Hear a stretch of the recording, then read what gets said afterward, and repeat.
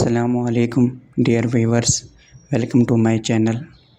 ان حدیث پر عمل کریں تاکہ آپ کی آخرت آسان ہو سکے۔ نافع نے حضرت ابن عمر رضی اللہ تعالی عنہما سے روایت کی، ایک آدمی نے رسول اللہ صلی اللہ علیہ وآلہ وسلم سے سوال کیا کہ احرام باندھنے والا کیسے کپڑے پہنے؟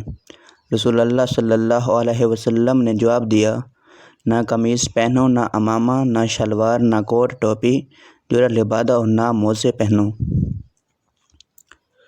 سوائے اس کے جسے جوتے میسر نہ ہوں وہ موزے پہن لے اور انہیں ٹخنوں کے نیچے تک کاٹ لے، اور ایسا کپڑا نہ پہنو جسے کچھ بھی زعفران یا ورس زرد چولا لگا ہو۔ فراس نے عامر سے، انہوں نے حضرت برا رضی اللہ تعالی عنہ سے روایت کی، کہا رسول اللہ صلی اللہ علیہ وسلم نے فرمایا، جو ہمارے طرح نماز پڑھے اور ہمارے قبلے کی طرف منہ کرے اور ہماری طرح قربانی کرے، وہ نماز پڑھنے سے پہلے ذبح نہ کرے۔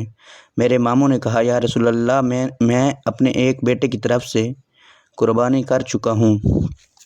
آپ صلی اللہ علیہ وسلم نے فرمایا، یہ وہ ذبح ہے جسے تم نے اپنے گھر والوں کو کھلانے کے لیے جلد ذبح کر لیا۔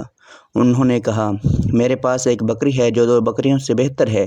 آپ نے فرمایا، تم اس کی قربانی کر دو، وہ بہترین قربانی ہے۔ حضرت جابر رضی اللہ تعالیٰ عنہ سے روایت ہے، کہا رسول اللہ صلی اللہ علیہ وسلم نے فرمایا، صرف مسند و دانتا جانور کی قربانی کرو۔ ہاں، اگر تم کو دشوار ہو تو ایک سالہ دمبا یا مینڈھا ذبح کر دو۔ سفیان نے کہا، ہمیں زہری نے ابو عبید سے روایت کی، کہا میں عید کے موقع پر حضرت علی بن ابی طالب رضی اللہ تعالیٰ عنہ کے ساتھ تھا۔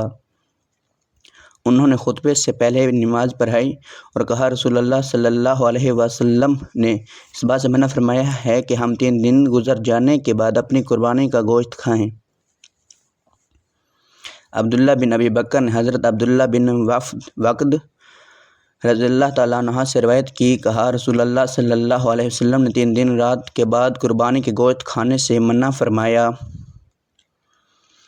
عبداللہ بن ابی بکر نے کہا، میں نے یہ بات عمرہ بنت عبد الرحمن بن سعد انصاریہ کو بتائی۔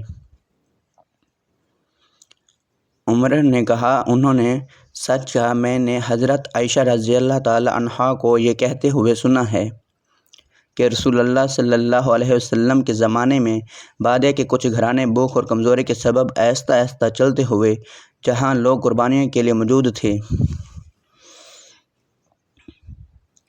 قربان گاہ میں آئے تو رسول اللہ صلی اللہ علیہ وسلم نے فرمایا، 3 دن تک کے لیے گوشت رکھ لو، جو باقی بچے سب کا سب صدقہ کر دو۔ دوبارہ جب اس قربانی کا موقع آیا تو لوگوں نے عرض کی،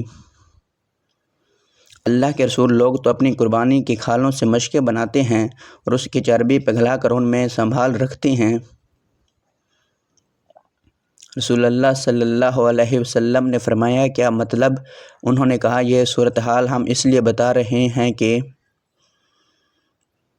آپ نے منع فرمایا تھا کہ 3 دن کے بعد قربانی کا گوشت وغیرہ استعمال نہ کیا جائے۔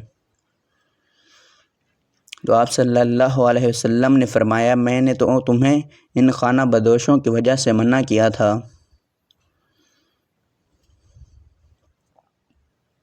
جو اس وقت مشکل آ پائے تھے۔ اب قربانی کا گوشت کھاؤ، رکھو اور صدقہ کرو۔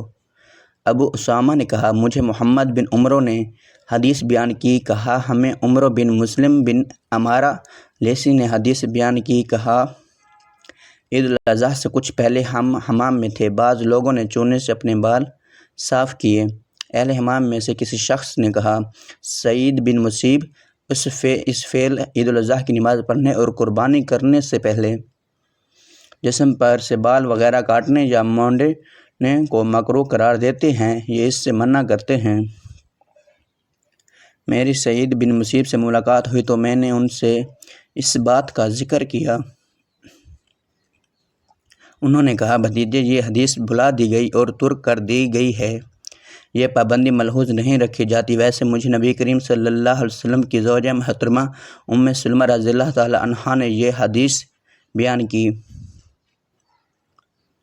کہ رسول اللہ صلی اللہ علیہ وسلم نے فرمایا، آگے محمد بن عمرو سے معاذ کی حدیث کی میں نے حدیث بیان کی۔